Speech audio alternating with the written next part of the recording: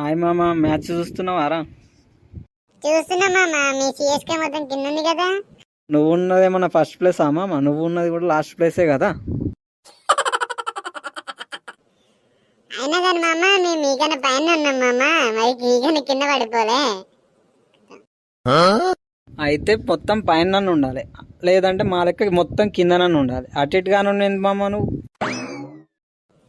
ఇప్పుడిప్పుడే పైకి వెళ్తున్నాం మామ. మేము కిందికి అయితే రాము ఇప్పట్లో. మొత్తం 300 కొట్టి ఇంటికి వెళ్ళే రకము మేము. ఈ సీజన్ సరిపోతుందా మామ? వచ్చే సీజన్ వరకు వెళ్ళిపోతారా మీరు పైనకు? మాదైతే పక్కకు పెట్టండి మామ, మీలా నచ్చేసారు పైకి రండి.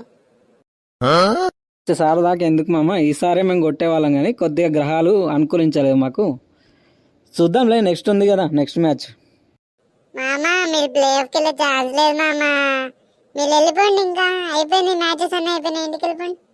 మీరు కూడా వస్తారని వెయిట్ చేస్తున్నాం మామ, ఇద్దరం కలిసి పోదాం దాండి. మాకు ఇంకా మ్యాచ్లు ఉన్నాయి మామ. మీరు వెళ్ళండి, టేబుల్ కింద ఉన్నారు కదా, అటు నుంచి అటే వెళ్ళిపోండి.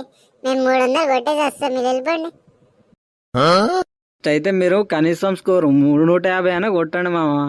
ప్రతి స్కోరు మీది 140 130 కాడనే ఉంటుంది.